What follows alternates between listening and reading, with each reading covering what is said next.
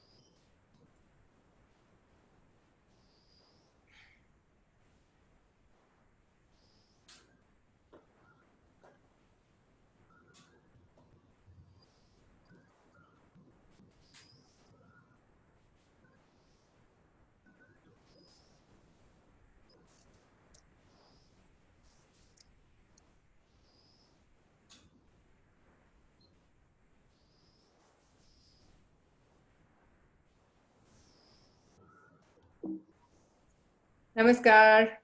Welcome, everyone. And a big thank you to you to take the time during on this lovely Sunday afternoon.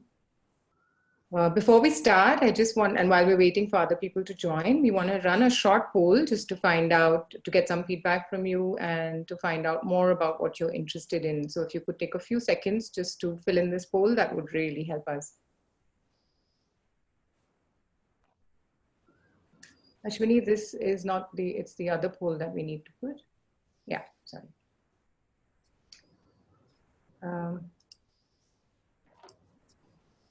This is the one, yeah. How would you like to hear about future events from us? Email, WhatsApp, or Facebook? And which are the subjects you are interested in? And there are several options there. So if you can fill this up, that would help.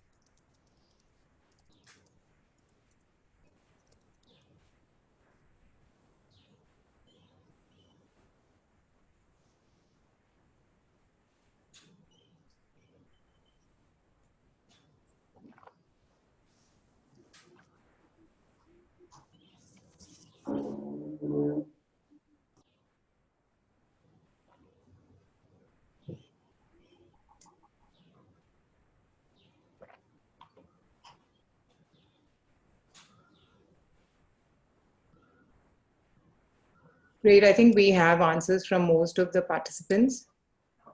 So we can shut the poll now, Ashwini. Thanks.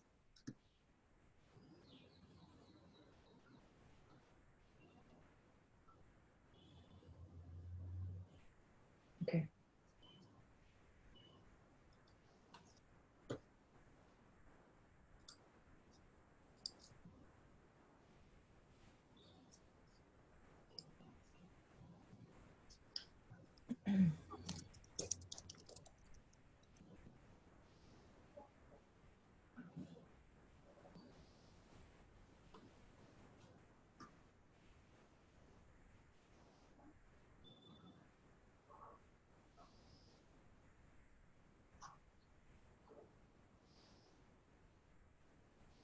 Great, I think we're ready to start now. Thank you for your patience and for your feedback. My name is Manisha, and I'm part of a group called EcoExist. We have been running this Revive series of web talks, which began during the COVID lockdown, as a way for us to really reconnect with each other, with ourselves, and also to go deeper into some of the issues that a lot of us are passionate about. I am so happy to welcome somebody that I have been watching from afar, but watching with growing admiration, and one of those people who I feel so proud um, that she is part of Pune city, and that I can say, oh, we live amongst people like this. I'm also very encouraged when I see people of her generation taking up the subjects that are so dear to us and so important for the future of our cities and of our next generations. Neha Panchamya, she's the founder of the Rescue Charitable Trust. Neha is an animal lover, and to put it lightly, Neha has spent more than a decade now rescuing animals, both stray animals from the street as well as wildlife. So when I reached out to her, I was watching her work on Facebook during the COVID lockdown, and while most of us were sitting at home, worried about ourselves, about our health, Neha was out there, where she was really needed with her team. And I felt that it would be an amazing thing to really speak to her about so many of the aspects of her work that we need to understand better. So welcome, Neha. Thank you. Thank you for taking the time. So it's over to you. And I think Neha wants to start with a brief poll just so that she gets to know all of you in the audience, after which we'll watch a short video of her work. I think many of you are already familiar with her work, but for those who are not, it's a 2-minute video that will be showing you. And then we'll jump into the discussion and you will hear more from us. Yeah. So these are the questions that Neha wanted to pose to you. I'm going to read them out for those of you on Facebook and can't see the questions. The questions are, do you feed animals on the street regularly? Have you ever experienced the death of an animal close to you? And have you ever picked up a healthy puppy or kitten and taken it to a shelter? We have 26 attendees, so waiting for all the answers to come through. And Ashwini, if you can display the answers. Neha, can you see the poll in progress? I can see the poll, but I don't know where to look for the results. Yeah. Yeah, so when the polling is done, she will share the results with you. Okay. Yeah. Okay. Just a few more seconds and then I think we should have it.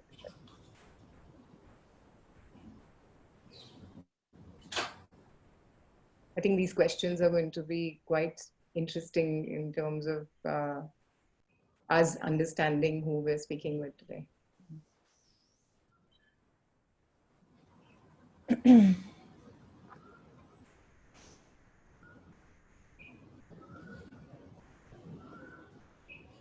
Just waiting for a few more people to answer. I think people are still joining in also. So yeah, tend to be specific.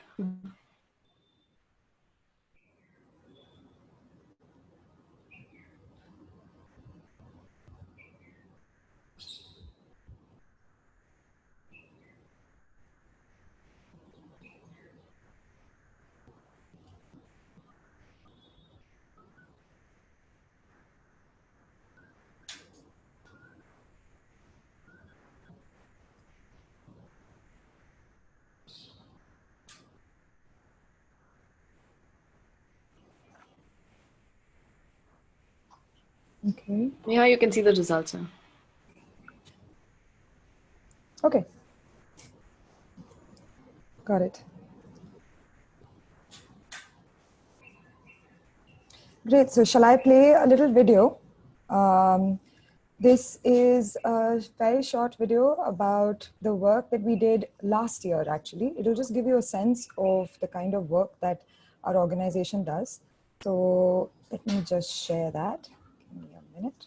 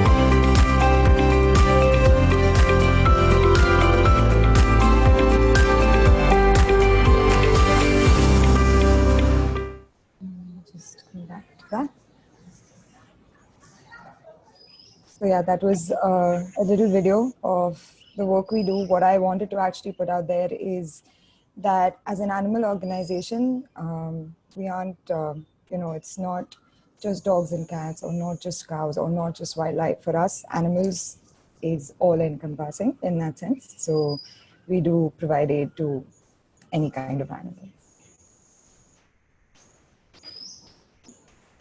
Right. So you want me to get you started, Neha? Yes, that would be great. So we can start with the call that I had with you a couple of weeks ago when I called in, and just Okay. the call itself was so charging for me. And we were talking about how many of us on this group are already fairly sensitive people. Where many of us have animals living with us, but then there is a deeper side to things which maybe some of us don't consider. Maybe more of the long-term impacts to what we are doing. We do it momentarily, we do it impulsively, but we don't really understand what the long-term impacts of our actions are.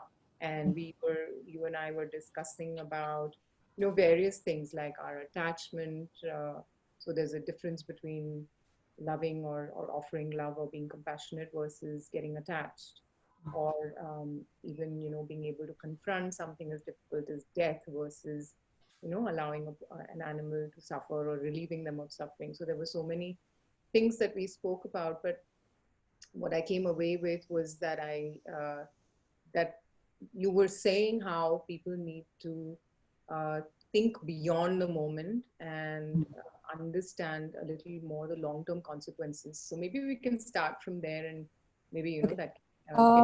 Maybe I can get started on a couple of things. I will actually share my screen again, just to show.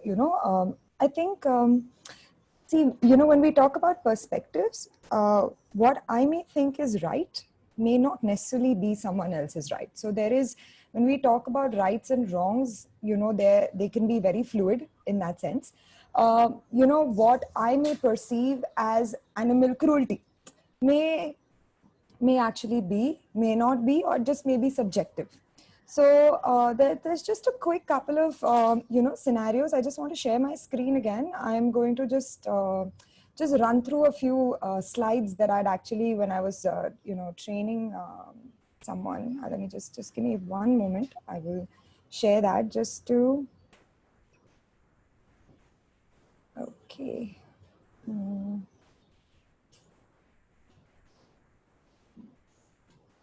Yeah. Okay.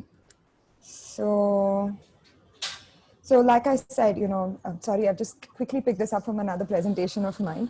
But basically, when we talk about things like animal cruelty, like it can be open, intentional, forms of violence. Sometimes it's cruelty is also like the neglect or failure to provide welfare or care to an animal.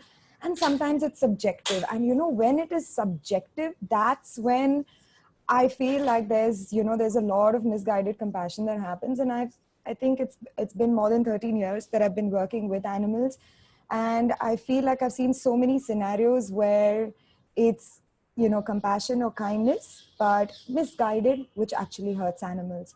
So, a scenario like this where, people will get pets home, adopt animals. And then, this is an example of neglect, failure to provide care. So, great act of adopting an animal, and then you've basically, and then you don't look after the animal. That's even worse. So something like this, basically. What was happening there, Neha? What was happening here is an animal, if you can see the red circles over there, is that animal is just tethered in a balcony. It's just kept tied all the time. Providing shelter does not, like taking in an animal, providing care and shelter does not mean you've just taken it in the home and then you've tied it for 8, 10, 12 hours or kept it closed in a cage. That's not adoption. That is not care, so this is actually cruelty in that sense. So a lot of times we believe that, I adopted an animal from a shelter, but, I keep it in my balcony. That according to me is not right. Right. So this is an example of failure to provide care. This actually, are Dhangar horse. Not a joke.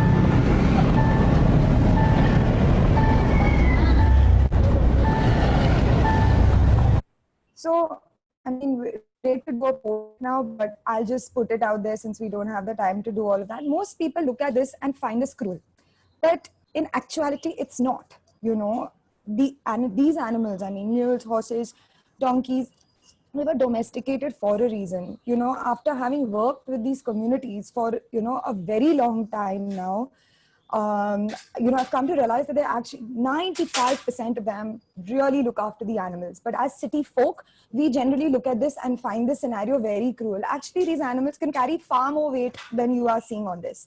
So generally, we tend to look at this, and you know, so I keep getting complaints. Oh, you know, they've overloaded up. This is actually not overloaded. In fact, they actually look after their young ones. By the way, under that basket there is actually some chicken. You know, so they actually look after their animals really well. I mean, it's a part of their you know, livelihood. Animals are a part of that, so they actually look after animals really well. So most people think it's cruelty, but actually it's not. Again, people see scenes like this very commonly seen, you know, in a city where you will see the legs tied up of a mule. Again, these are Dhangar horses, and the amount of you know, calls we get in for things like this is very high. But actually, this is so earlier when they used to tie these nylon strings, we actually, you know, have gone out, educated these people, don't use those because those actually cut the legs. So now this is actually not cruelty because they're tying up the legs with cotton ropes, and it's important to tie it up because when they're passing by in the city, if these mules are left open, they're going to run amok in traffic and cause accidents and actually hurt themselves. So actually, they're quite comfortable walking slowly like that. And you know what? It's I mean, this can become, you know, we can go on talking about it, but I just wanted to, you know, touch on this a little bit. But basically, there is, you know, it is important that they do this. Otherwise, you're going to have the horses all over the place. So what you're saying is that cruelty is also a matter of perception when you don't really know the. Absolutely, when you don't know the entire story or why they're doing it. So I feel like animal cruelty is a matter of perception. And also sometimes what we see is there is a lot more behind that, you know. I won't go over this video. This is just an act of open. You know, scenes like this is very common actually. You know, these staying in the city, we don't see these things, but there are a lot of you know, shelters, gaushalas where they're overfull with animals, right? This is something that I want to really talk about, the 5 freedoms of animal welfare. And actually, this is the basis of everything.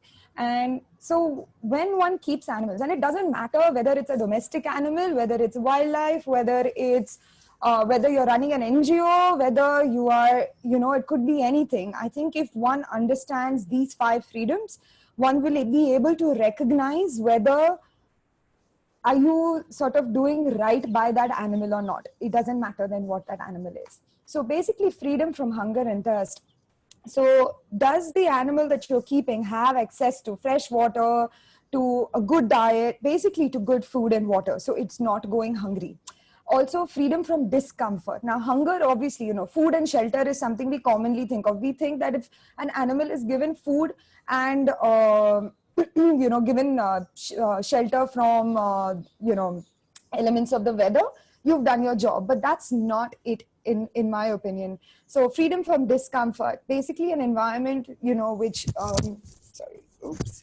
So you know, an environment that is providing an animal like, so if you go into a place that has a lot of animals and you continuously hear barking there all the time, there are places that have 50, 100, 500 animals, let's say a dog shelter. If you're continuously hearing barking, that's not a good thing. For food time and treatment time, it's probably okay. But if you are continuously hearing barking, it's actually a very stressful environment for the animals there. Forget for the human who's visiting momentarily. For an animal to live with that kind of stress all the time, it's actually very, in my opinion, it's cruelty. Freedom from pain, injury, or disease. Of course, you know, if an animal is sick or injured, to provide it freedom from that. Freedom to express normal behavior. and I'll just say the last one, it says fear and distress. Now, why these are really important? So, for example, if you look at a dog on the street, you will never see it sleeping, eating, and doing all its, toilet and job in the same place. It will always do it. They have very large territories in that sense. So, you will never see them doing that. That's because they don't like to. People only think cats are clean creatures, but it's actually the same with dogs. Actually, it's pretty much the same with almost any other animal.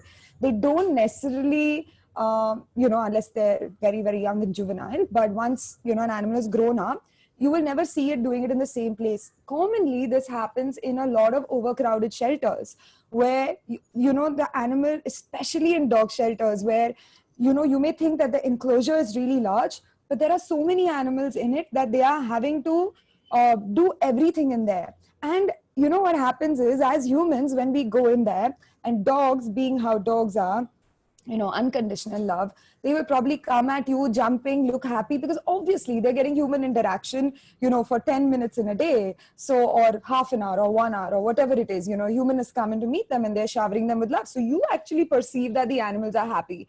But if you actually had to sit there watching them for 24 hours, you'd see how they fight for food, or the dominant ones will always get the food first. There's no place to escape. They have to sleep. They have to poop. They have to do everything in the same place.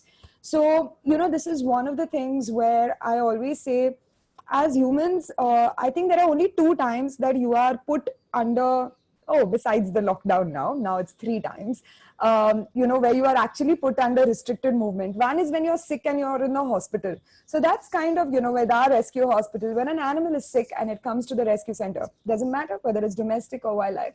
Once it's fit, you're out of there. So you're not put under bed rest, and the same way we don't put them under kennel rest or cage rest unless they are sick. And once they're fine, you need to be discharged.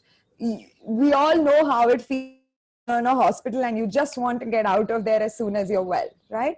The second time is, I think, when you're a prisoner, because the jailer will decide when you get to eat, when you get to do exercise, when you get to do walk.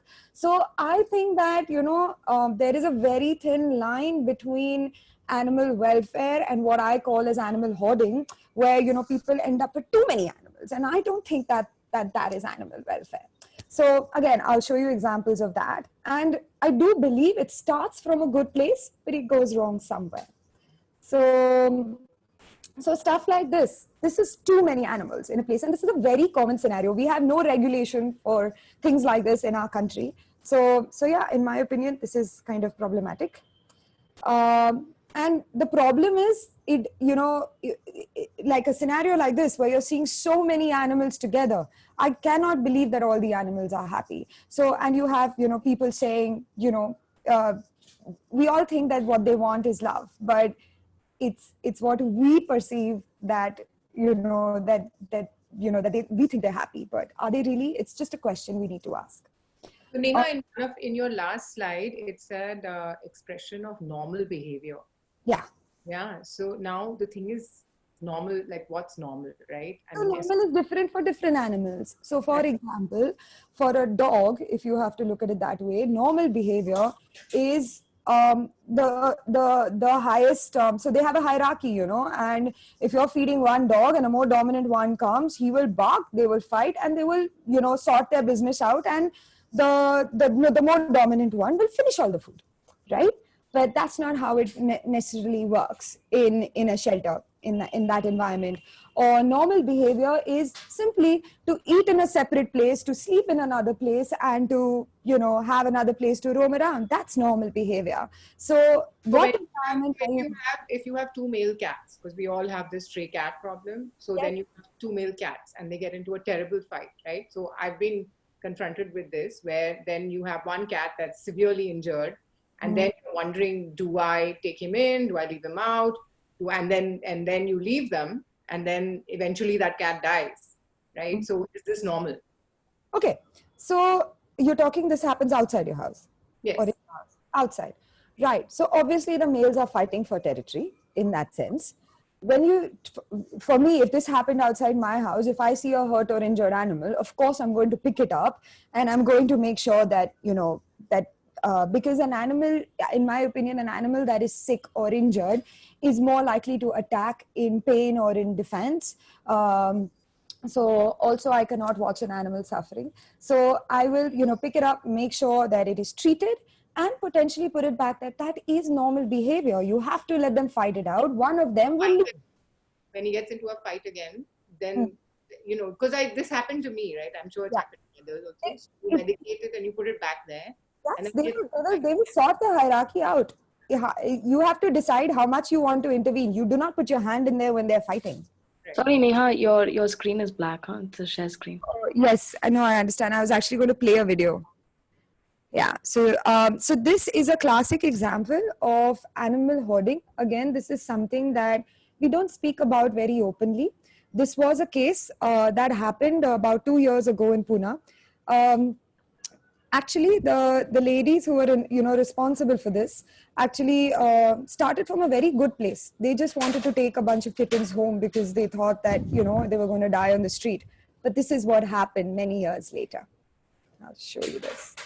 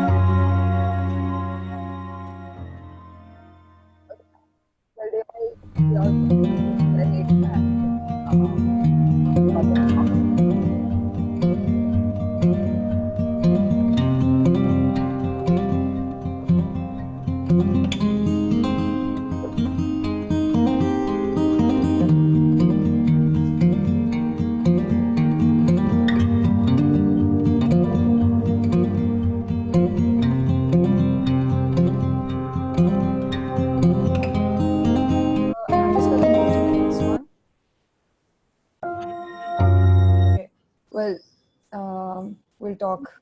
Sorry, like I said, I just. How did that end up being that way? Like, if it started. Sorry. How did the story go wrong? Right. So, this is, and what you saw, yes, was one of the, was an extreme case, but this is not the first case we've had like this.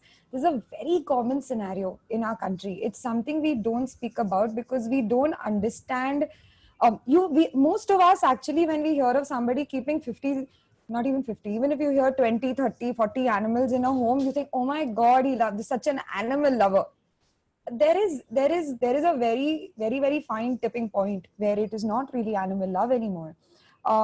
Actually, it begins from a good place where, you generally tend to rescue, you see probably a kitten getting wet in the rain, or very commonly, actually very recently, we've been having a lot of these, you have parakeets in Pune where, they fall down, nestlings, fledglings, people take them home out of kindness.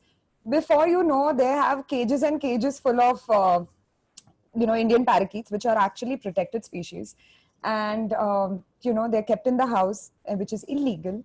So it starts from a good place, and then obviously, and so it reaches a point where, so it goes in two directions. You start off with 1, 2, 3, 4, and then you lose count, and then it reaches a point where sometimes you can manage it, but sometimes you cannot, and when you cannot, that's when animal suffering and animal cruelty starts.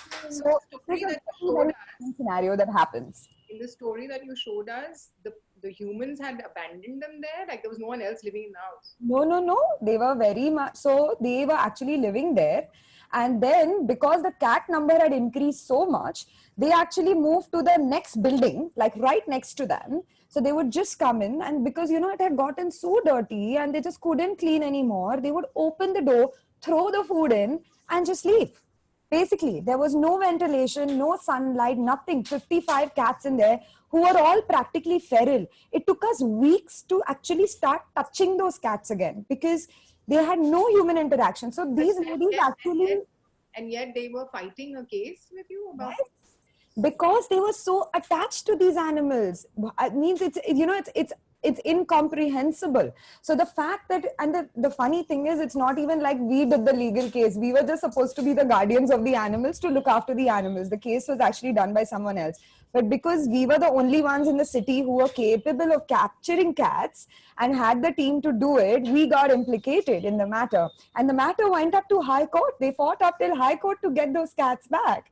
But I mean, we did win the case, and the cats were, as soon as the cats were, freed from the court case, they were put up for adoption, and we found homes for all of them except a few who are still at our rescue center, but they're free now. I mean, the owners, did the thinking of the owners change is what I want to know. Like, did at the end when they saw that the cats were happier, no. Were they happier too? No.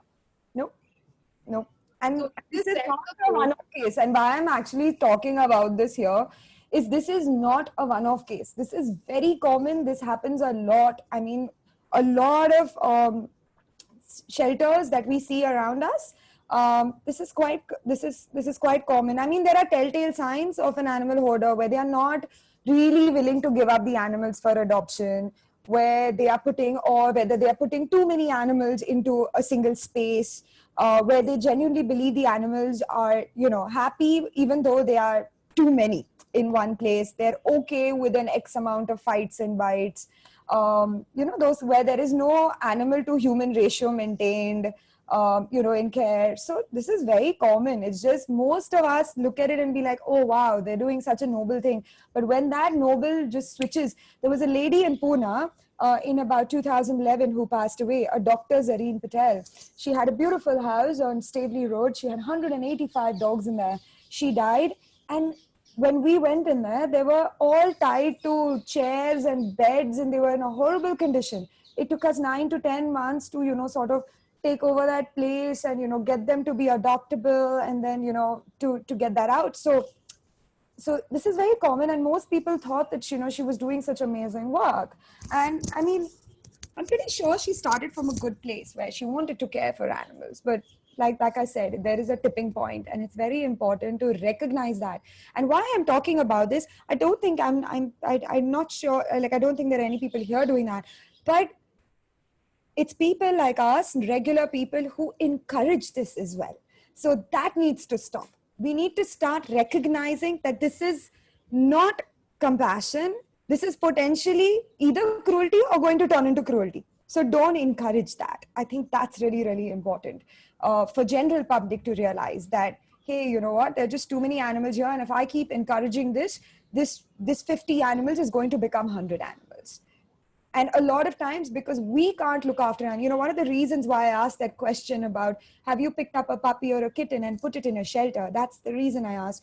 We have absolved ourselves of our responsibility, or we just want to feel good about ourselves that day because we picked up that puppy and went and left it in a shelter.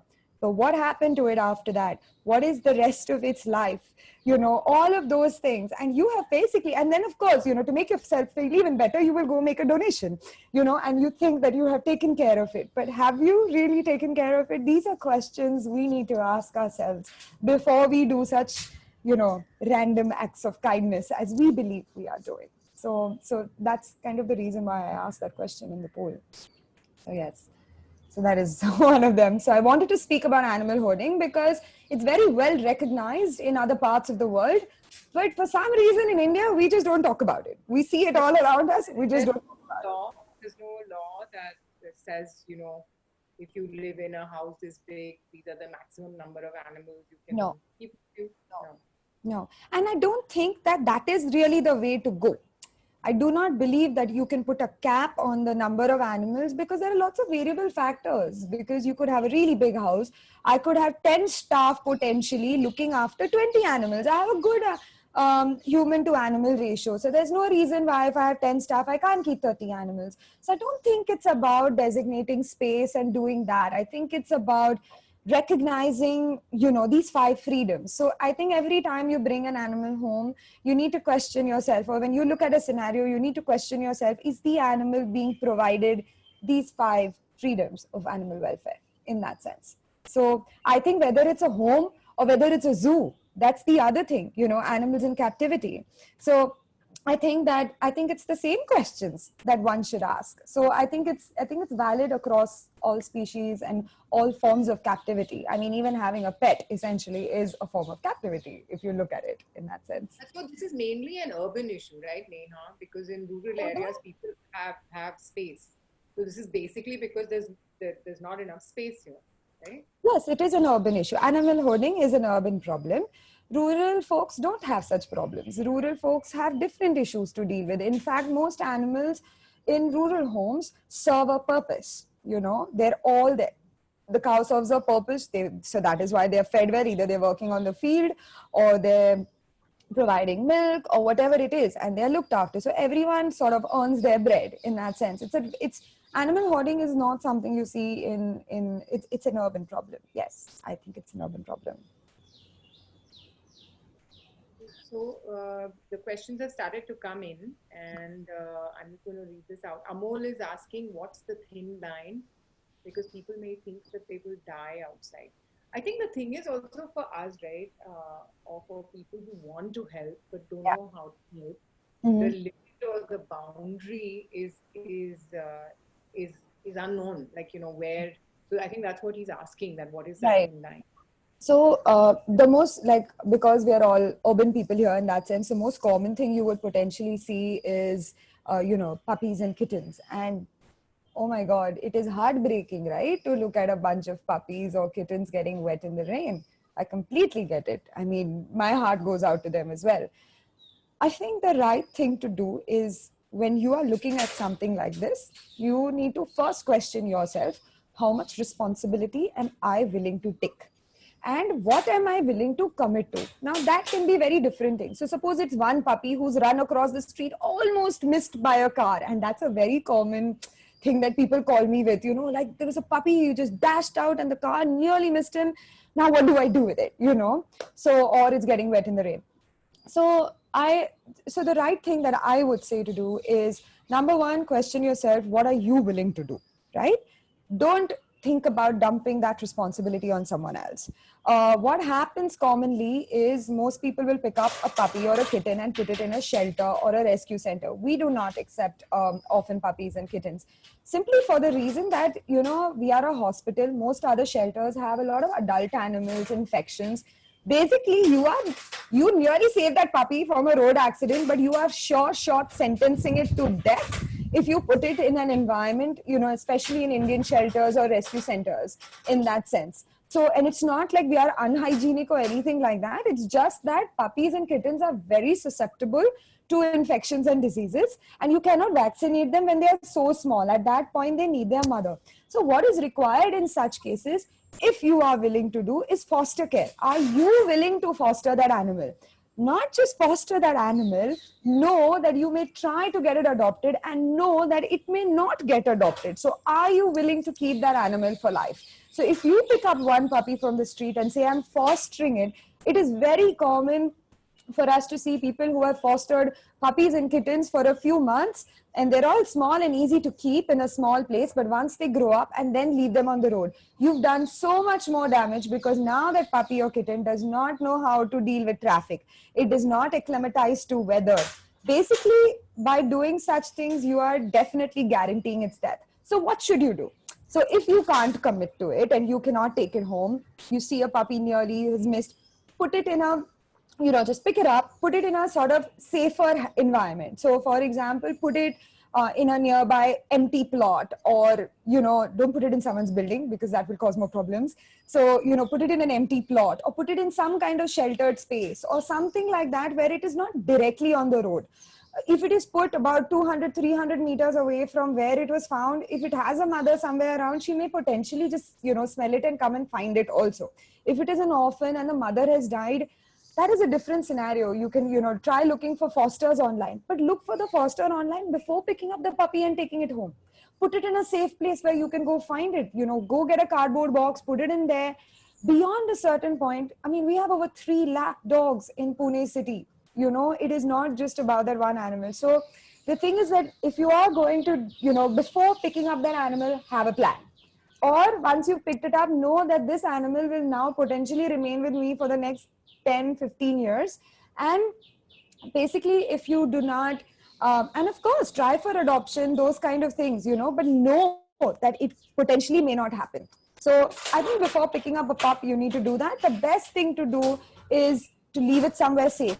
And if you are so concerned, go back every day, give it some food so that it gets familiar to you, connect with people from, there are lots of groups online where there are local communities of people who look after animals, connect with them. You may potentially have a local volunteer who may go look out for them. When they're at the right age, they'll probably get them neutered and vaccinated, those kind of things. So I guess that's, we're talking about several different scenarios here in one go, but potentially if you are not willing to personally take that responsibility up, leave it there, try to connect with other people. There are several groups online, who will help, local areas, local area groups, those kind of things. So there are lots of things to do. And beyond the point, it is survival of the fittest. So, you just have to let them be in that sense. So on that note, and because his question mentioned it also, we spoke about, one of your questions was, have you experienced the death of an animal close to you?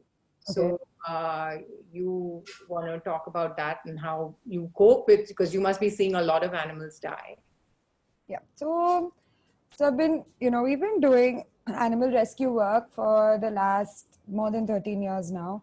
Life and death is essentially a part of our daily life, and a lot of people ask me, how do you cope with it? Like, how are you still working? How are you okay? And, how do you deal with that? I always tell people I am, and I know this, I am not, you never become okay with death.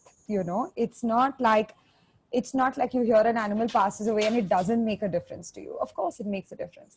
I think everyone just copes differently. And even if you look at our team members, like, everyone, whether it's a veterinary doctor or an animal rescuer, or, our drivers, or, our ambulance staff that's picking up animals, most often, in fact, people call us and they notice an animal when it is critically injured or, critically ill. Till then, most people don't even notice it. So, in fact, 90% of the animals that come to us are end stage.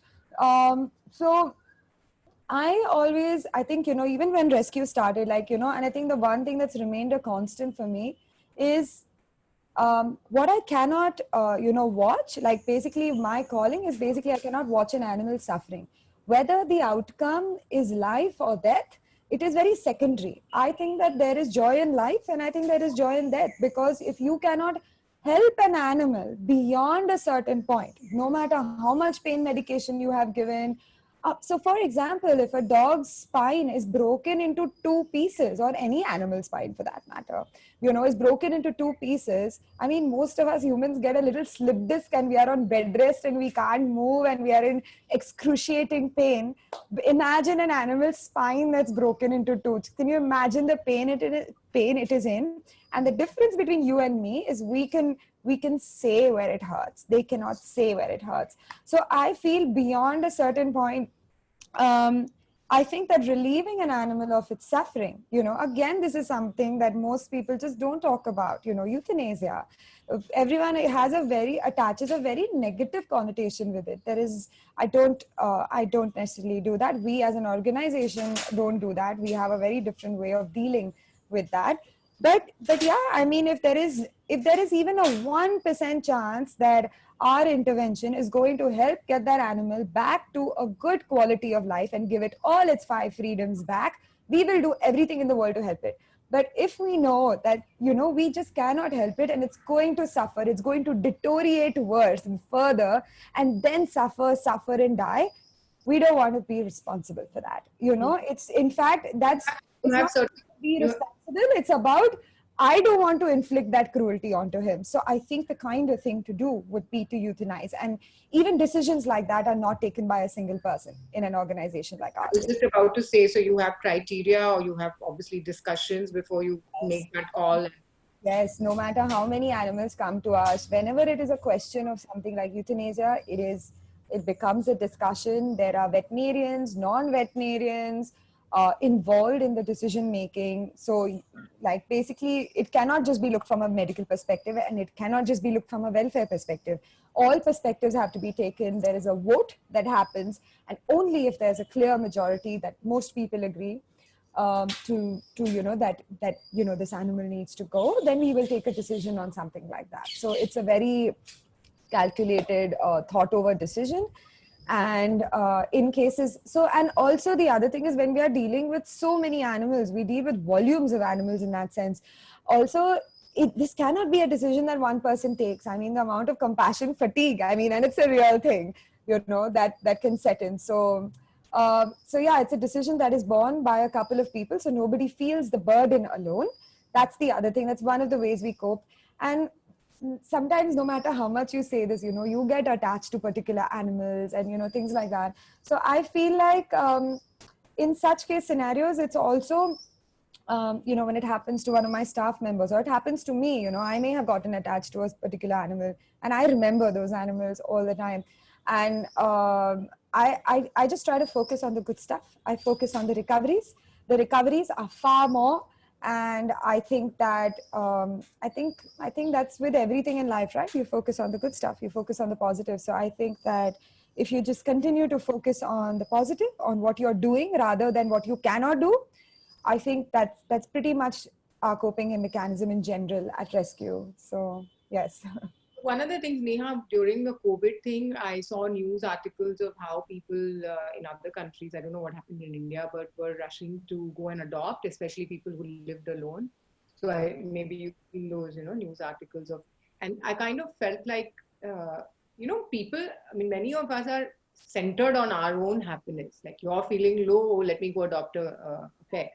And then you kind of wonder, well, what you're going to do after COVID, once you're okay, what's going to happen to the animal. Mm-hmm. So this whole feel good thing about, having an animal in your life, it's a lot of work, right? I mean, all of everything you guys are doing, I mean, the feel good part may be a fraction of what you see, right? So can you say something about this thing? I think there were several different things that happened during COVID. I mean, of course, one where there was a surge in adoptions. There was a huge spike in the, also pet shops got, they were allowed to keep open and things like that. But, the government made those rules so that people can get their feed supplies for their pets, but, they just indulge in trade. And I mean, there was a huge surge in the amount of pets that people had gone home. There's good and bad in that. I mean, the good thing is, it was a good time to bring home a pet so that you could spend time with it, set its habits right, those kind of things. A lot of the mess ups happen when people bring home an animal and then don't have the time to settle it in. It all boils down to the right reasons to have an animal. COVID also saw a lot of abandonments, So, I mean, it's a global issue. It's not just an Indian issue, abandoning pets. So COVID saw a lot of pet abandonment as well.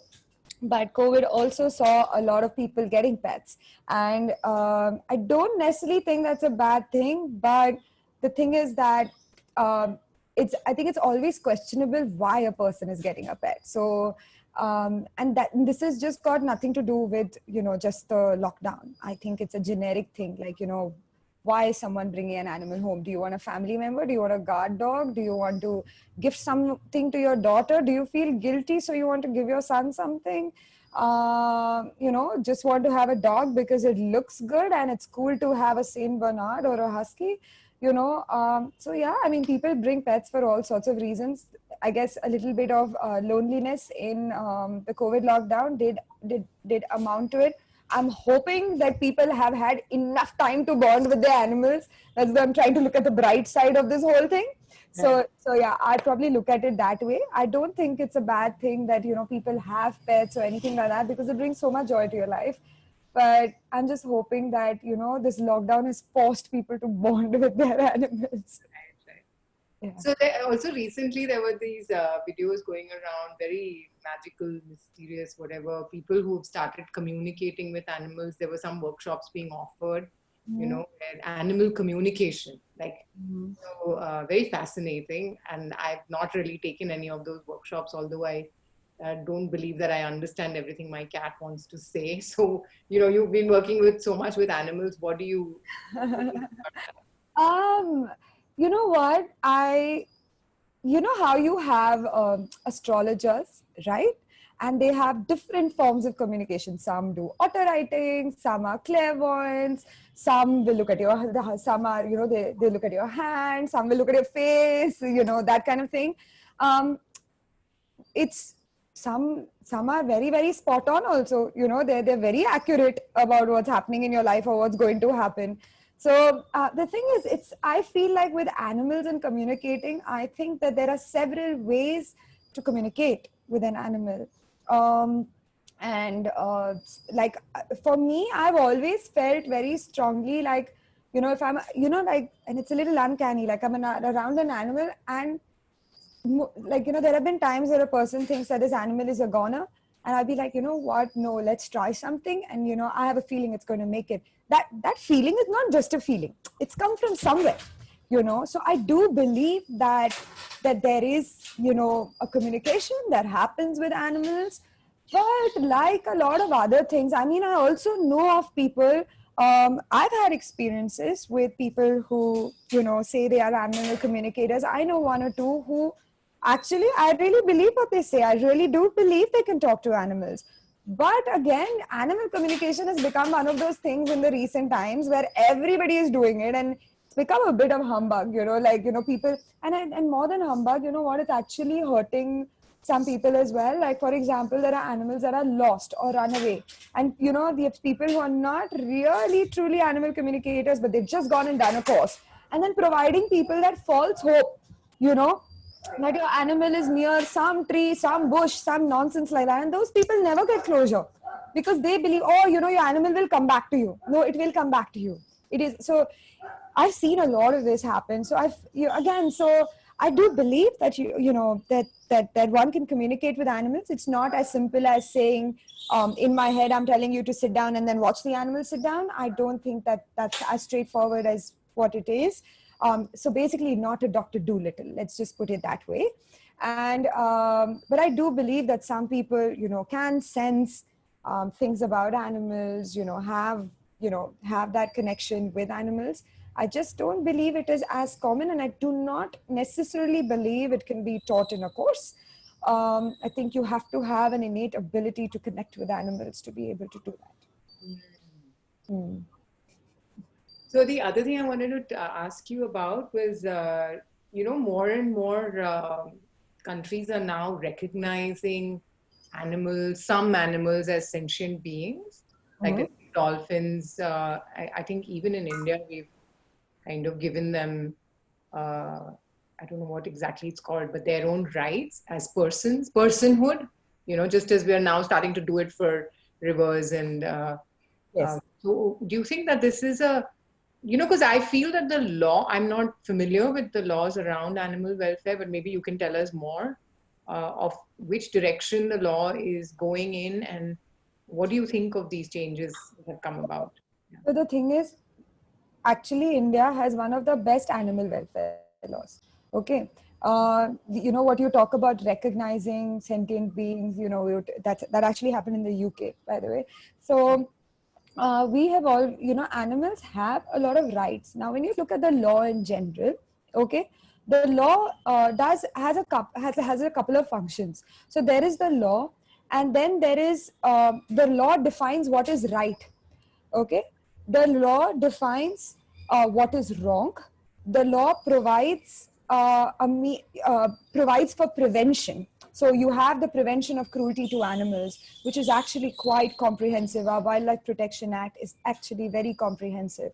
But where we are suffering in India is the redressal of wrongdoing. So our penalties, our fines, our consequences. So for example, our law is so specific that you cannot tether or chain an animal for a long time, or like what is a long time is a bit of a question mark for extended periods of time.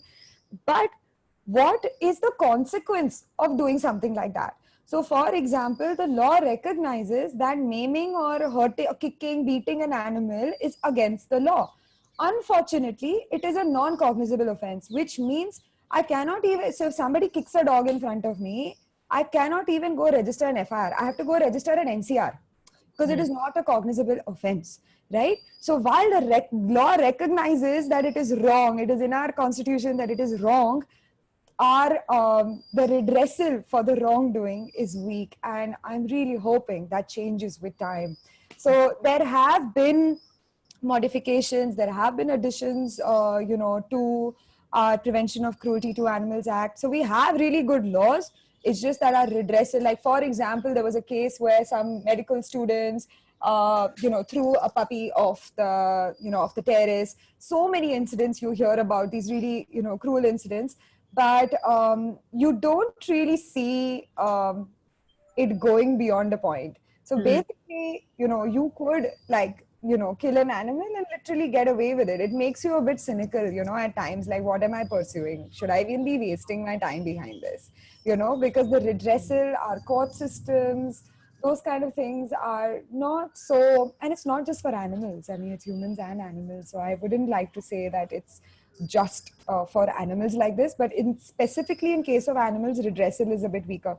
It's a little better with the wildlife, for wildlife protection, because the penalty is higher. It is, the forest department is very proactive when it comes to, taking cognizance of offenses. So I feel like our domestic animals have it, a little, they don't really get justice all the time. I think with wildlife, I think that there is at least more justice. Things like poaching, or there are big fines and penalties. People are a little scared to do it at least. Here, nobody cares, when it comes to domestic animals, to do something like, what's the worst that can happen? That attitude needs to change. And that will only change when the law changes these penalties, fines. So we have great laws. We just have very, very poor redressal of laws. And do you think that that change, the cultural change will come more from community pressure rather than the law? Like, what did you think of this this episode that happened with the elephant in Kerala, and also especially of the way people responded to that? On social media and others. So the elephant Kerala is not actually. I don't think that's got to do with. Very honestly, what that entire incident was unethical crop protection. It just doesn't happen in Kerala. It happens all over the country, number one. Number two, whatever happened, it's not like somebody specifically went and put a bomb in a fruit meant for an animal, female elephant that was pregnant. That's not what happened.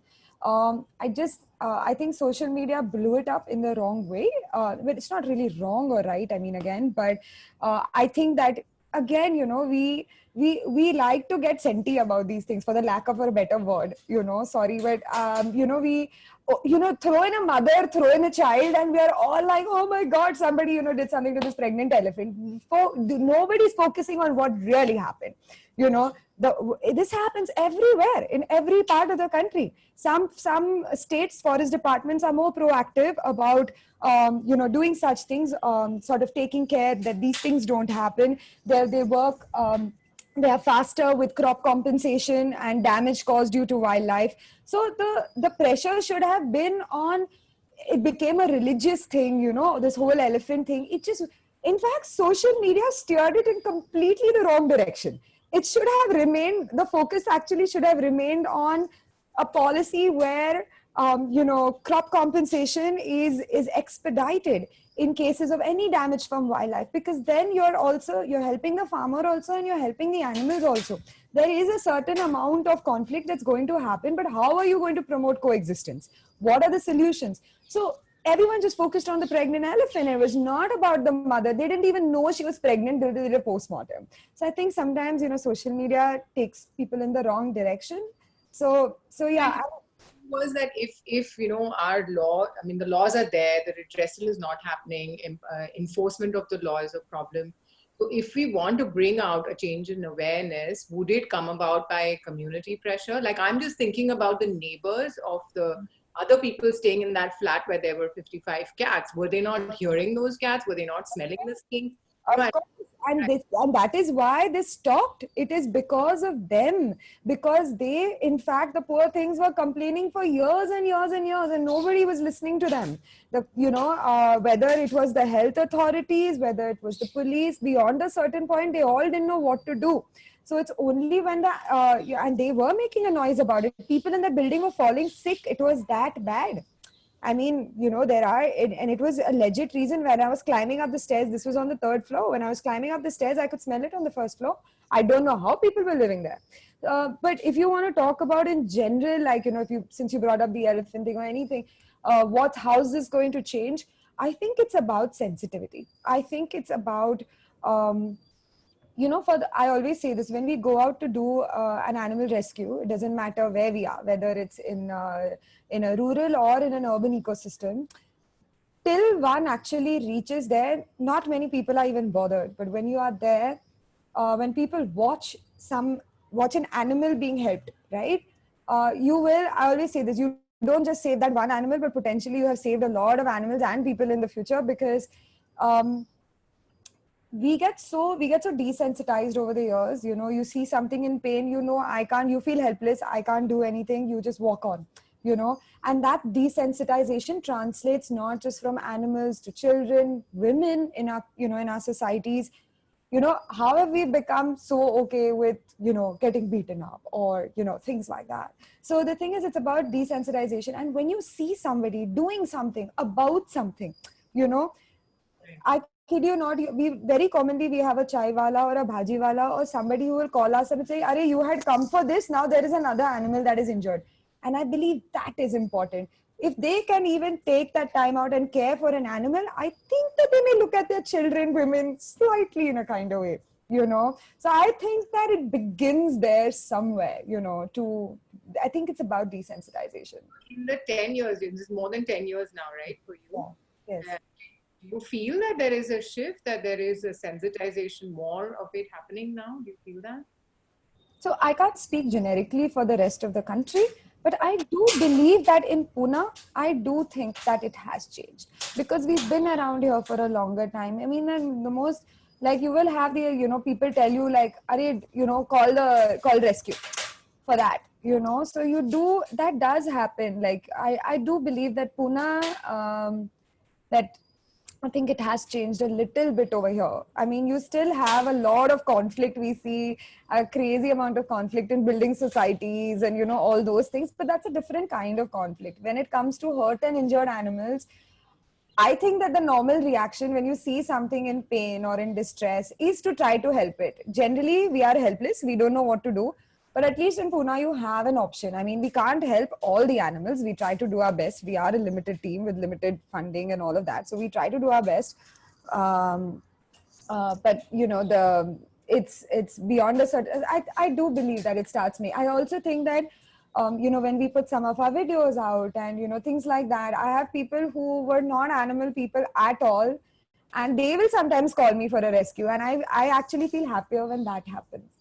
It's Yeah, there are loads of questions, and I'm sure everyone wants to talk to you personally. But let's just take the ones that we are here one by one, and then later we will be opening up, and then at that point they can talk to you directly.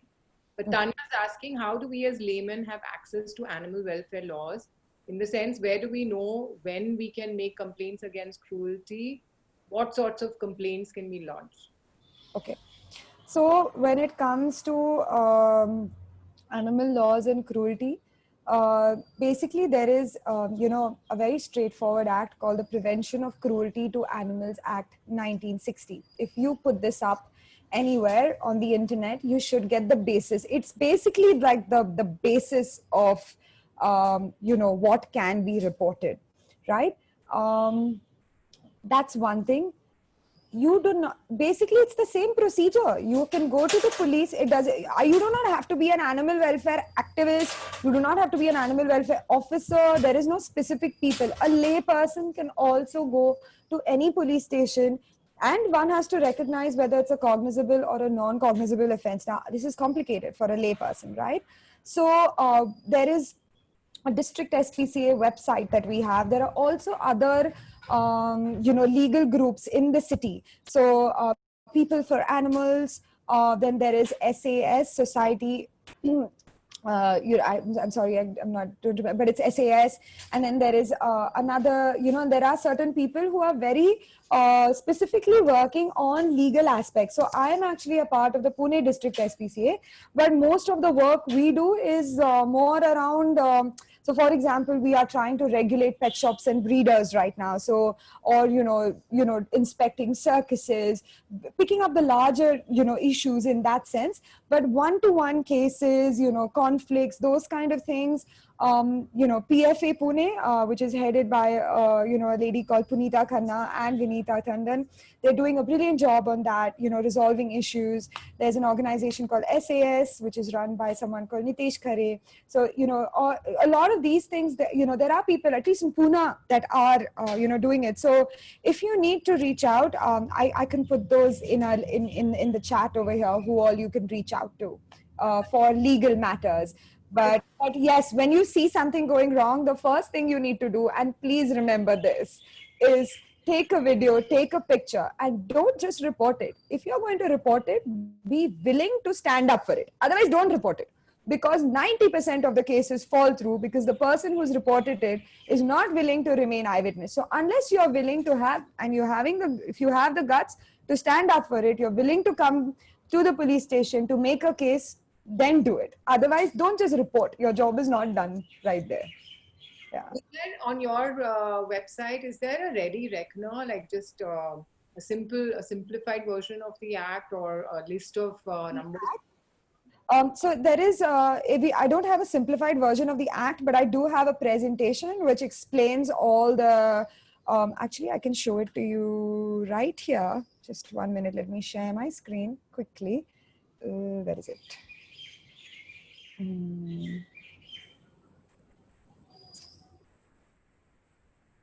Prevention of cruelty to animals. Okay. So I'll just quickly share my screen. So this is a course that I used to conduct for government veterinarians, but I will just show you a quick, this is what the law, so if you look at this is the overview. Are you able to see my screen? So these are all the things that the law actually has rules for. So it has rules for animal cruelty in general, experimentation, laboratory animals, the laws for how they should be transported, slaughterhouse rules, dog breeding rules. I mean, most people don't even know that it's illegal for you to get a pet from somebody who's not registered. You are in the wrong when you do that. Most of us think we can breed our pets at home. In fact, that's illegal. It doesn't matter whether you have 1 litter or 10 litters. You can't have 10 litters anyway. The law does not allow you to have more than 5. Most people don't even know this. To breed your pet, it doesn't matter if it's your just pet Labrador that you're having you wanted to have puppies one time, but that is illegal now. So 2017 dog breeding marketing rules, basically you cannot breed your pet at home without a license. So all these rules are there. If you go to the district SPCA website, you will see it there. So that this is the general, like what you're seeing on my screen right now.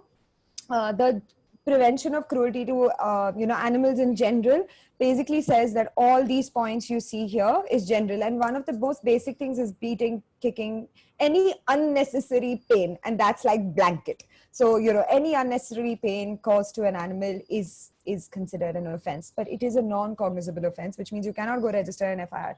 So the next time you see something, record it, do those kind of things, get in touch with someone who's used to handling legal matters when it comes to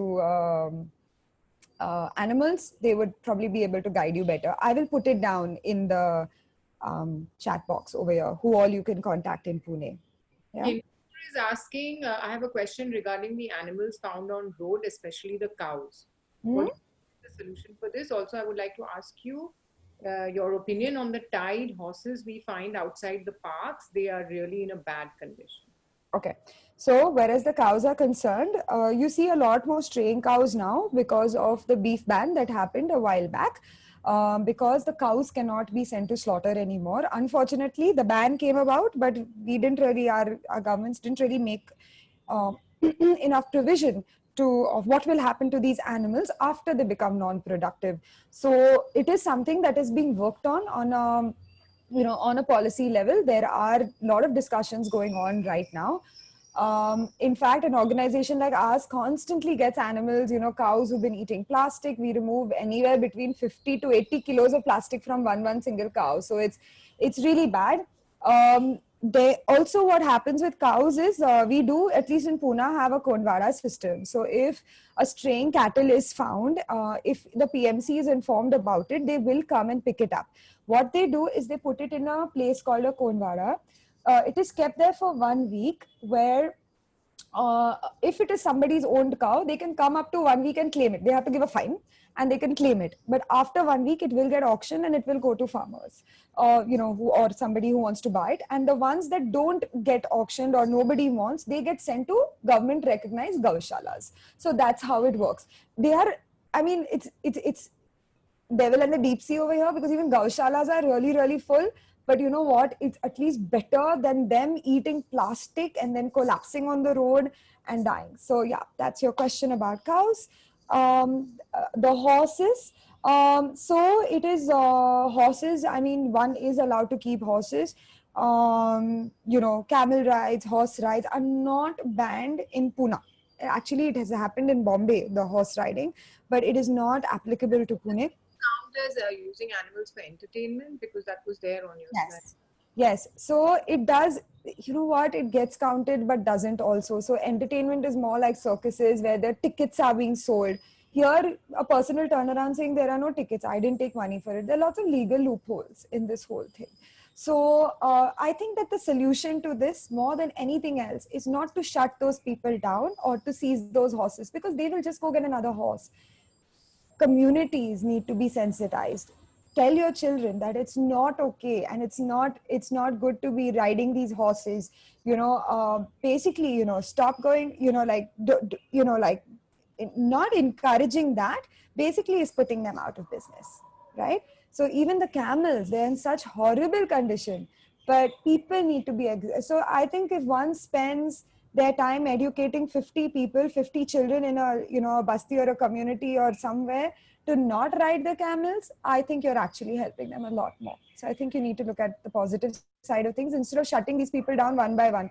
If there is a demand, there will be a supply. Basically, it's that. So Karthik is asking, we have over 20 grown-up dogs in our street in Mumbai. Apart from the maddening fights that happen between them, there are regular fights between people on feeding dogs, but we can't leave them hungry or to suffer. At the same time, the municipal authorities haven't managed to address it humanely for now. Mm-hmm. How does one address this population issue, and who is or are responsible for this? Right.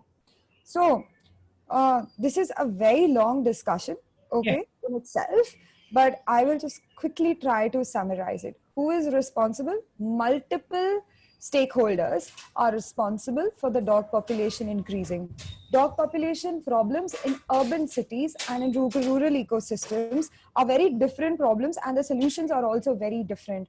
Also, a solution that may work in Mumbai may not necessarily work in Pune because our geographies are different. South Bombay has had far better control as say a Pune will have, because South Bombay has geographical boundaries that actually help because they've been doing animal birth control for so many years. But animal birth control is not the only solution to the dog population issue. Also, most of us classify dogs into street dogs and pet dogs. There are far more classifications than that. To very, very briefly tell you, you have the responsible pet owner, you have the irresponsible pet owner, you have the community animal caretaker, and you have the free ranging or feral dog. So most of animal birth control efforts have been put into the free ranging dogs. Those free ranging dogs which are scavenging on garbage are actually not your major contributors to the population, because research has proven that their mean age is about 3 years of age only. So in fact, we're putting so much effort into catching the wrong category of dogs. Community animal caretakers who actually feed animals do make it simpler to catch the animals, because the animals are more familiar with that. But again, there is a responsible and an irresponsible community animal caretaker. The responsible community animal caretaker will ensure that he or she does not continue to feed unless the animal is neutered and vaccinated and continually vaccinated. Anybody who is feeding animals and not caring about neutering and vaccinating is responsible greatly for the dog population. Why? Because when you feed an animal, you are increasing its fecundity or its fertility, and they're more likely to get pregnant. Their puppies are more likely to survive. So basically, it's the irresponsible ones, the irresponsible pet owner who lets his dog, unneutered dog, off the leash, go impregnate everybody. And believe me, that contributes to a large amount. And the irresponsible animal feeder. So if somebody in your community is feeding animals but neutering and vaccinating them, I think most people should be nice to them, because they're actually helping you control the population. Okay. People who are not doing that, there are people who just go about feeding thousand animals in a day, not caring whether throwing food on just so that the animals are fed. I don't think there's any compassion in that. So actually, one of the reasons why I asked how many people here regularly feed animals, because you're actually doing more damage by feeding them if you're not. So again, don't make yourself feel good about feeding an animal. Just giving it food is not enough. In fact, you're keeping it there. It's populating. You're not taking a responsibility for its animal birth control. People are getting agitated at the puppies. We think because we like animals, everybody should. I think that's an unfair expectation as well. I think most animal people also feel very self-entitled with the fact that, that we do something for animals. You're doing it not just for them, but you're also doing it for yourself. So when you're doing something for them and yourself, you need to make sure you're responsible. So if you are going to feed an animal, you need to make sure you're vaccinating them, you're neutering them. Also that you're doing all this stuff in a place that is not harming anybody else, that is not making somebody else uncomfortable. Why do you need to do this? You need to do this not just for people, but for the animal as well. In fact, there are, and I think again, this is like this big web of things. Sensitization takes time. People will, I think, animals do get territorial about where they are fed. So if you're feeding a dog, feed them in a safe location. If you're feeding a dog, make sure you're looking after it completely, or don't feed it. It is not going to go hungry. It will find food from somewhere, So I think one needs to be very responsible about how they go about these things. There is no black and white. There is no right or wrong, because there are different scenarios in which these conflicts happen. So to answer your question, I think that check whether the dogs are neutered and vaccinated. Make sure they're being fed in public areas, not in private spaces where they make other dogs and other people or anyone else uncomfortable. It's about coexistence. It's one cannot benefit at the cost of another. It's not animal trumps or human trumps. There's got to be we've got to, there's got to be coexistence there. And Karthik wants to bring up the conflict between feral dogs and wildlife, or even cats that go around. Yeah, absolutely. It is a real issue. Again, like I said, these problems, different conflicts in different scenarios. free range, it's so frustrating for us to watch, especially in the summertime. We have so many spotted deer that come in, mauled by packs of dogs. Again, this has got to do with irresponsible pet ownership in rural areas, which is why I say dog population management there has to be handled very differently. Because what you traditionally see people catching dogs in cities using butterfly nets is impossible in a rural area. You won't be able to catch a dog there. But yes, as a person who works with animals, I do recognize that dogs are a problem. Even cats. I mean, cats are a bigger problem, for the birds as compared to. So when you talk about urban wildlife, it's a different scenario. Rural wildlife, I mean, there are places where I've seen wolves getting chased out of their territories, by packs of feral dogs. So yes, dog population is an issue. The forest department handles things in a different way. We need to look at animal birth control. We need to look at, our dog population issue in a very different way in this country. And right now, everybody just, whenever the population issue comes up, there is just one blanket word that gets said: animal birth control.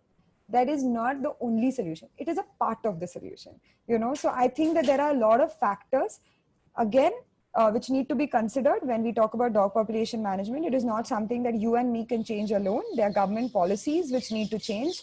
Also, different geographies require different solutions. So it's a little complicated. So yes. So Neha, before we're going to soon open it up for people to talk to you directly, but I have one last question for you, is about fear. Okay. Because I feel that a lot of our children, especially in the cities, Mm-hmm. are very fearful of animals in general, and their parents, it's usually the parents that are fearful and then are putting the fear in the heart of the child. So I want to ask you, were you, as a child, were you afraid of animal? Were you, have you, or even in your work, like, have there been moments when the fear was more than you could deal with? Of course. I mean, I think a little bit of fear is good. But the funny thing is, I grew up in Mumbai. So all I saw around me were dogs and cats, some birds. Was never really exposed to the outdoors very much. I came from a family where we didn't really travel outdoors very much. Like, we were not the hiking, trekking types. And it's only when I went to boarding school, which was literally in the middle of, nowhere.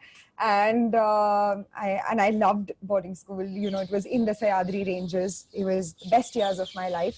And that's where I got exposed to, the outdoors and animals. I flipped out the first time I saw a snake. Like, I didn't know how to react, right? And I'll catch a snake now if I have to. So I think that, fear comes out of not knowing the behavior of an animal. Fear is also transferred. So I'm pretty certain that, like, the fact that I used to be mortified of a lizard or a cockroach is, because my father was afraid of lizards and my mother was afraid of cockroaches, So the thing is that I think my father is here somewhere. He is here. So yeah, the thing is that I think fear gets transferred when it comes to children. But when we talk about fear, I swear I was mortified of cows, because I think a cow rammed into my car when I just started driving, and I was very scared. So when the first cow came to rescue, also I kept a little away. What I've realized over time, even things like snakes and things like that. Of course, I mean, I didn't grow up around it. I wasn't familiar. So the thing is that I feel like when you get to know the behavior of an animal, when you know what it can do or cannot do. I know what a dog can do, right? Like, I've handled dogs since I was little. I had a dog. I went and picked up a dog when I was 16 years old from the street, much to my parents' dismay. But, it was like I know what damage a dog can do. I know under what scenario it will bite. Like, when I look at a snake now, I know generally how it moves. Or so I know how to protect myself. When I look at a cow, I know that unlike a horse, it is not picking up its back leg and kicking me. So I think when you understand the behavior, or like a donkey, when you understand the behavior of an animal, how it... Vivan? No, not now. Later. Sorry. Son decided to drums. No. So basically, I think once you understand the behavior of an animal and what it can do and cannot do, your fear starts to dissipate. I also think it's the same with people, right? It's not just animals. When it is somebody unfamiliar to you, you're a little wary. When you get to know them, you warm up to them and you're more comfortable to them. I think it's the same for animals. Generation, the children, like I've always thought, wouldn't it be great if schools had animals in them? You know, because familiarity comes from exposure, and most of our children are not exposed to animals unless you have a pet in the house. Right. I've often wondered how we could change the education system so that there is more exposure to animals, so that the familiarity comes up. So Hmm. anyway, that's a thought, but let me open it up now because Aditi is waiting to ask you something. And also, we'd love to hear from your father if he's there, or anyone from your family, yeah? Just to know how they deal with you and your passion with animals. Dad, you feel like talking? Yeah, he can. Hemant Panchamia is your father? Yes. Yes. So, Hemantji, you're welcome to say something. Aditi, also, you have a question for Neha. Yeah, but her dad can go first. Yeah, I'm not sure he wants to say anything. You can go ahead, ask me, Aditi. Sure. Yeah. So my question, and thanks for everything you've said so far. It's been very insightful. And what I particularly wanted your thoughts on was these linkages that people make between vegetarianism and animal welfare or love for animals. So, for example, in tribal culture, people probably often eat animal meat, but they are perhaps more connected to nature and animals versus, say a vegetarian urban dweller. So do you think these two aspects are interconnected, interdependent? Just your thoughts. I'm sure there are various opinions on this. Yeah, like this is a complete discussion in itself, Aditi. But I would like to say that you have class. No, you cannot have class right now. Tell daddy no. So, my, so basically, sorry, my son distracted me for a moment. Sure, that's So, fine. Aditi, in general, I think, I am one of those people who generally doesn't comment very much on people's lifestyles, whether they're vegetarian or non-vegetarian or vegan. I believe each one of us has our own personal journey with the choices we make, whether it's the food we eat or the clothes we wear or the choices we make in life. When the question that you are asking me about, basically who is connected more, yeah, I agree. Everyone's going on right now. Somebody messaged me other day, everyone's been sending me the pictures of dogs Yeah. from the dog meat trade. Okay. Yeah. And, in fact, we right now have we've had a whole bunch of dogs at rescue that came from the dog meat trade, by the way. So I know firsthand what these dogs are like. We have one still up for adoption. And but somebody sent me this picture and they're like, oh, isn't this bad? And I'm like, hey, just because you have a dog at home and not a chicken, so it's basically, it's familiarity. We are familiar. It hurts us because we can relate to a dog, we can relate to a cat. There are communities that eat cats too, very much in Pune, by the way. Yeah. Okay. And so the thing is, it's not, I don't really engage in discussions or arguments about these subjects very much. I do believe each to his own, and I always say this, that when people ask me, are you vegetarian or non-vegetarian, I just turn around and say, I don't eat anything I rescue. Now go figure. Oh, wow. Which is pretty much very arguable. Yeah. Yeah. Thank you. Okay. Any other questions? Hemantji, You should ask my dad a question. yeah, we should. Ask him because he's not going to voluntarily say anything. Can you hear us? Are you with us? Daddy, unmute your audio. Yes, I'm very much sure. There you are. Welcome. So I first want to congratulate you for this amazing, gorgeous woman that you have read. She's really someone that we're very, very proud of. So I just want to hear from you what it was like to deal with her passions and her choices in life, and how the rest of the family took it. What All was I can say is, Neha amazes me. Daddy, speak louder. All I can say is, Neha amazes me every single day. When I wake up in the morning, look at the Facebook and all the posts, what she did yesterday, So that like she's got something going on every day. Are you afraid for her sometimes? Are you worried about her? always. And I keep on warning her all the time. Lauren, why are you getting out in COVID every day? And how is your son taking this from you now? My son, he's poor guy. He's overexposed, I feel, to animals at times. So, but I mean, well, he, you know, even though he's been exposed to several different kinds of animals from the time he's been a baby, he's quite sensitive. You know, in that sense, he's also very sharp. Like, you know, if there's a rescue involved. In fact, a few days back, there was a bird down that was injured.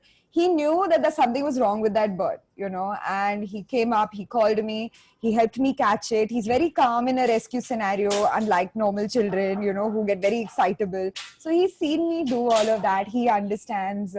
He has his favorites. Like, I obviously grew up loving the dog because that's what I was exposed to. So for him, the dog is, yeah, whatever. We have them in our house, dogs and cats. Other animals fascinate him more, you know. So his standards are only different because of me. And yeah, but he's good with them. He's very sensitive. I mean, his teachers keep telling me he is very, you know, very empathetic. And I think that's got a lot to do with the fact that his mom, you know, does this. So, yes. But one of the things I want to point out is that on all the videos that I see and of your team, you are attracting a lot of the next generation, and there are a lot of young people on your team, Yes. which is so amazing to see. And yeah, I mean, I'm really hoping that they are able to carry your work forward. So, what is your vision for Rescue? So, in fact, one of the reasons you see a lot of young people on the team is because I feel like I've seen a lot of organizations, you know, not plan ahead, not look at succession. And I know I'm not going to be young and fit forever, but I want the work to go on. Also, I feel after, you know, there was a point when I started the organization, I was 23 years old. Tanya and me started the organization. We were both young, we were bustling with ideas. I've always had a vision of where I wanted Rescue to go. But, you know, the thing that happens is, I think it's constantly important to keep checking yourself, because as you get older, you gain experience, but you're not always able to ideate as much as you did before. So I think that one needs to recognize that the younger generation has loads of ideas, and I welcome those. So if my team comes up with 10 ideas, I'll probably trash 6 or 7 of them. I may see merit in 2, 3 of them. And I also recognize the fact that I may not have come up with those ideas myself.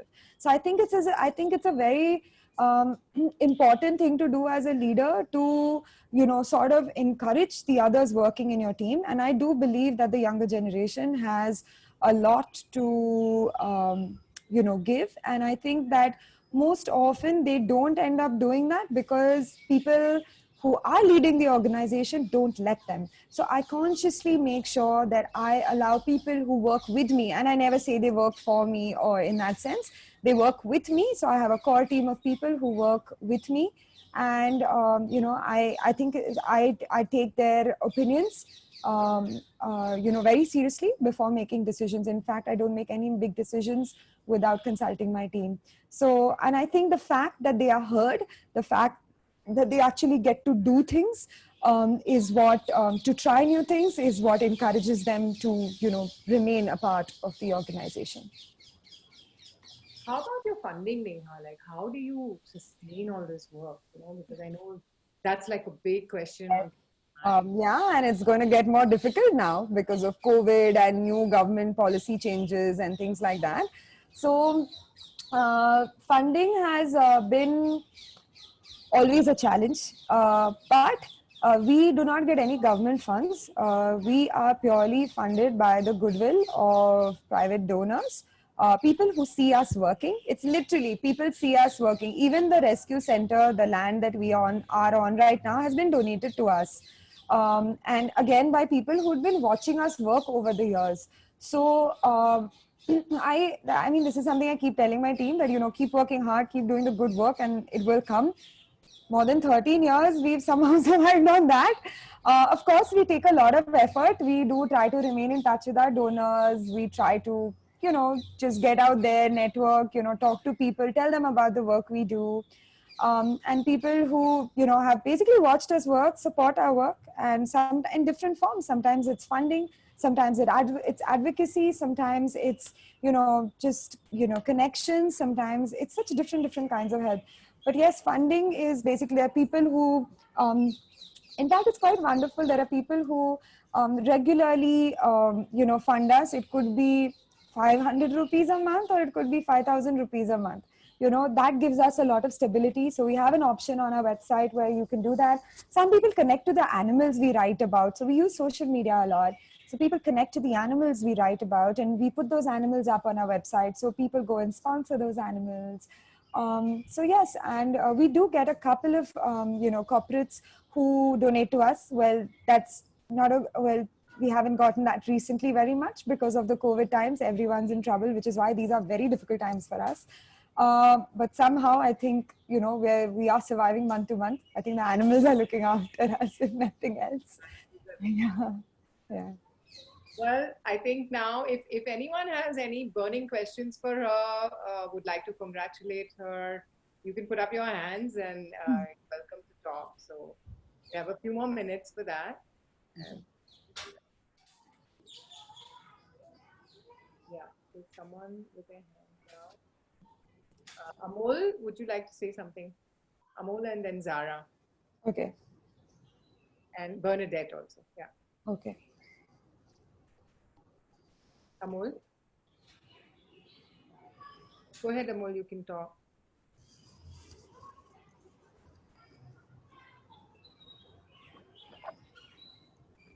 Okay, am I audible? Yes. Yeah. Thanks, Neha, for all your work. It's really wonderful. Thank you. And my question is, like, you talked about the initial part of the talk. You talked about this presentation from, and you came from the animal side. And yes, most of the time we are insensitive.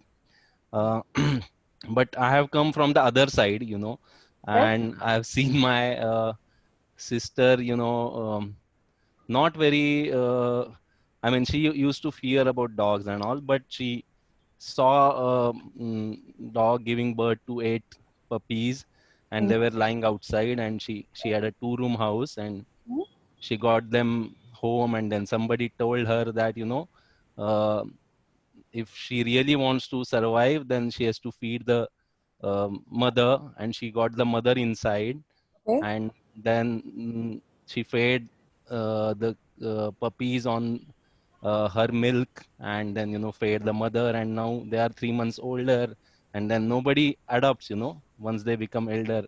And I have seen, I mean, I have come to rescue center once to, you know, this thing, but and it then becomes, you know, as you said, you very rightly said that when you adopt a dog, it has to be a lifetime, you know, it's getting like a member in your family, and it's kind of a lifetime thing. But no, not many people will be, you know, knowing that when they are doing that. Correct. And I've seen her, you know, um, still raising the 12, 8 to 10 dogs without having the financial, emotional, physical abilities. And it's actually, I mean, it hurts. I mean, previously I used to understand that, I used to feel, you know, I didn't used to feel what she feels in a way, but now I started understanding. But still, I feel it's like, um, it's a balance between your own living and, you know, having a relation. In Okay. relation, you cannot help sometimes, and it's a very thin line, I feel. But she always, I mean, so it's like drawing line between your capacities to help and, um, you know, so I mean, it's very difficult to, so how to draw this line? And it's always a fear in the sense, a feeling for her that Yes. now if they go outside, you see all these dogs which are treated so cruelly outside, uh, it's impossible for her to let those dogs out. Yes, of course. Now they've been raised at home and brought up at home, so they will not survive the street, right? I mean, you know, Yeah. your sister picked them up out of a very good intention, right? She wanted to help them, Yeah. and I laud that. This is what we were Yeah. trying. That's why we are talking about these things today, because you may go talk Yeah. to 5 people more, right? Because she picked them up, probably not realizing कि अगर ये adopt नहीं होंगे, so I will be stuck with them for so, like, for the next Yeah, 10. And then at that point, you don't think that, oh, maybe I'll leave them back on the road, they'll be okay, but they actually will not be okay, because the other absolutely. is No, lost. but actually, I mean, I can tell you from other side, like some people who are naturally, they can take care of themselves, and Mhm. some people are more inclined of taking care of other people. Right. And then you can, harm yourself. I Mhm. mean, even in normal human relationship, this can happen. And the journey is always, both ways. For those people who are self-centered, it's the journey to mold outwards, and the people who are. But when somebody like this person, adopts, who is more outward centered to begin with and not caring herself, Yes. adopts a dogs and then stuck with them Hmm. uh, for a life, and it's kind of I have seen very closely that it can disturb the whole life, So of the family, everybody. I mean, we understand. So I just, sorry to interrupt you. yeah, I always tell people this, that, like you said very rightly, there are people who are built to help others. And especially when it comes to animals, I believe a better outlet. I always encourage people that go volunteer at yeah, your local shelter, go help with animal rescue, go join these groups where you're doing work collectively, where the burden is shared, but you're still able to help, right? yes, When it comes to animals. This way, she wouldn't just be helping 8, 10 animals, she would be helping hundreds of animals. yeah, And that yeah, would give her a better sense of self as well, yeah, right?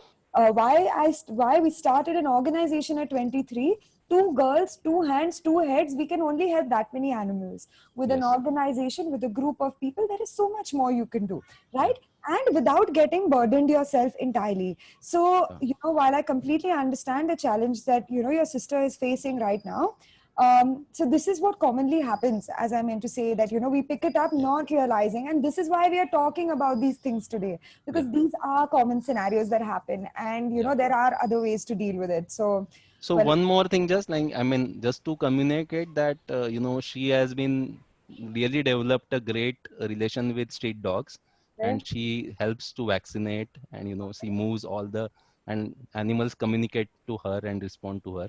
So Mhm. she has joined the movement itself, Okay. and she does that, but that doesn't reduce her personal burden.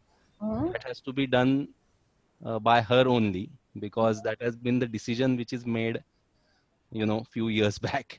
So I don't know whether there is a solution for these things. Maybe uh, we can communicate later, but Yeah, I think yeah, we should communicate later, because I don't understand the, yes, intricacies of what you're saying right now. So maybe we can absolutely, talk about this later. sure, So, thanks, yeah, okay. Dinesh wanted to say something, and Tanya has a question. Would okay. you like to talk?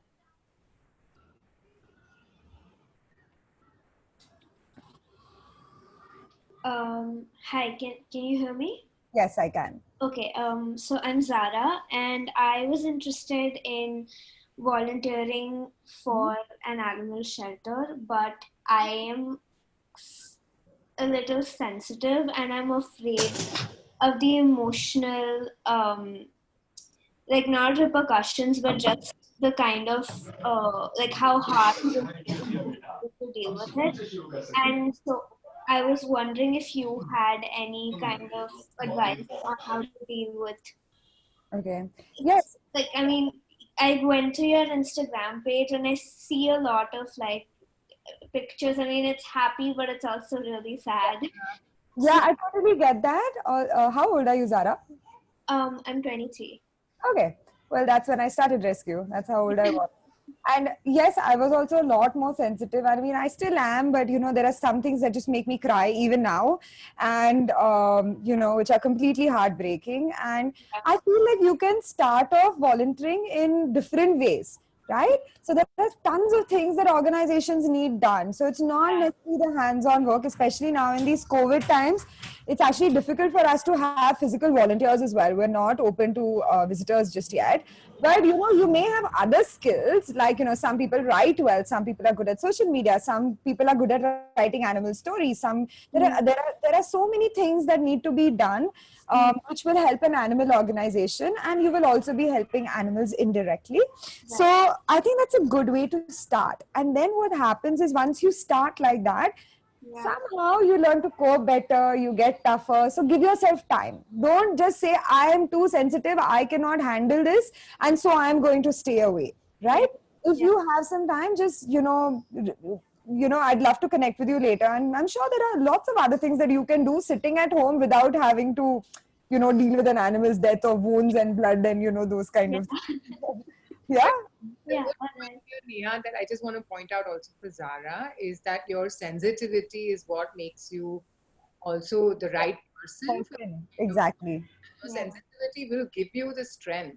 It's not that when you do it so many times you lose your sensitivity. You become stronger. So you keep your sensitivity and you find the strength to do what's needed to be done. So yeah. People ask me what are like if I'll tell you one thing. They always say, oh, you help animals so much.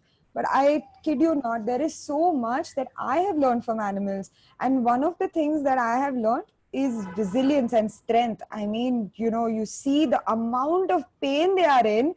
A puppy will have probably come to the rescue center with its legs smashed under a car. And the minute you start talking to it, it'll be wagging its tail. Imagine when we get a little cut on our finger, we are howling, and this pup has lost its leg, but it is still wagging its tail. And initially it's very, very shocking, and all that blood and that smell, and it's very unnerving initially. But later on, you actually start picking up the other things, like you realize how strong they are, and if he can be so strong and put up a fight, you put up a fight with them, right? So they teach you a lot of resilience. I mean, that's so much that I've learned from animals. Yeah. All right, thank you. Dinesh, you wanted to say something? Dinesh, are you there? Okay. Maybe Tanya, you want to go with your question first? Hello. Yeah, Dinesh, are you there? Okay. Go ahead. Sorry. This may be a repeat question, but what was the real trigger at age of 23 to start such work for Nehaji? So actually, most of the work we do has always arisen out of a need, right? Yeah. At that point in Pune, there were other organizations, but their focuses were on different parts of animal welfare. So there was another organization that was focusing on animal birth control. There were shelters, but there was no organization that was helping hurt and injured animals on the street.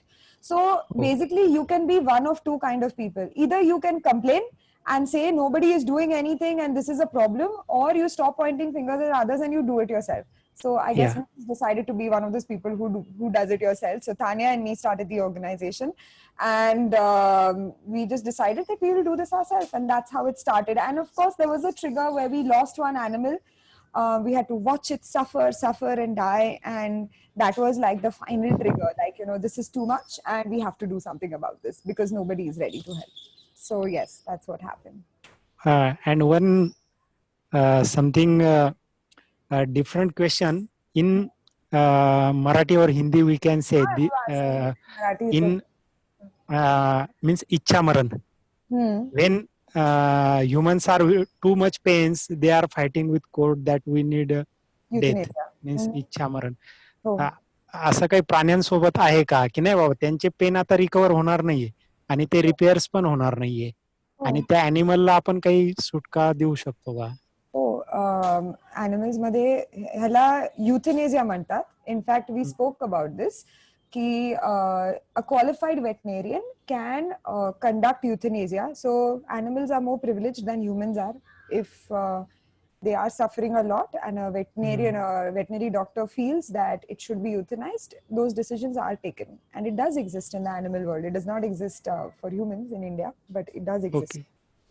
Okay, thank you. The last question from Tanya, I think she's not able to join the voice chat for some reason, but her question was the municipality does a yearly trim for the trees, either summer or early rains, branches without care. I've seen so many nestlings and fledglings.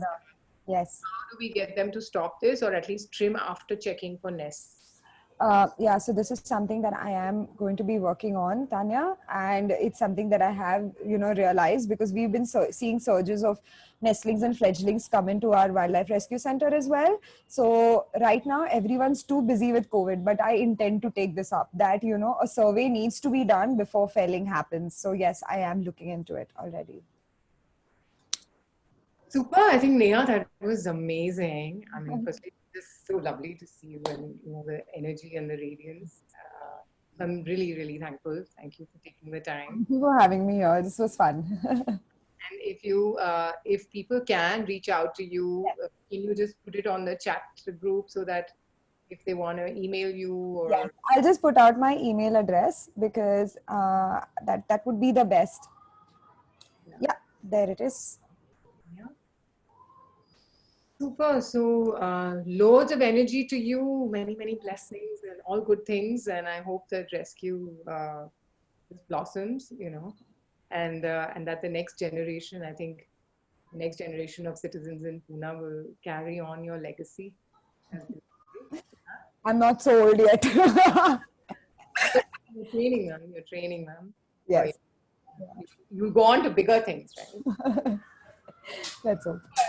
So with that, I just want to tell you all about our next speaker next Sunday, who's an amazing person. Maybe Neha, you may also be interested. Someone called Bablu Ganguly. Ashwini, please, can you share the visual here? Yeah, so this is Bablu Ganguly, and he's the founder of a group called the Timbuktu Collective in Andhra Pradesh. And again, someone who grew up in Bombay like yourself and like me, but then decided to move to Andhra Pradesh, bought 33 acres of land and completely barren land and converted it into an amazing forest, and then also done a lot of work with the communities there. So he has agreed to join us next Sunday. We will be sharing some of their work. In fact, if you Google Timbuktu Collective, you'll see a lot on it. And what you see on the poster is what he wanted to talk about: regeneration of ecology, restoration of dignity, and the revival of economy. So please all do join us again next Sunday. And thanks once again, Neha.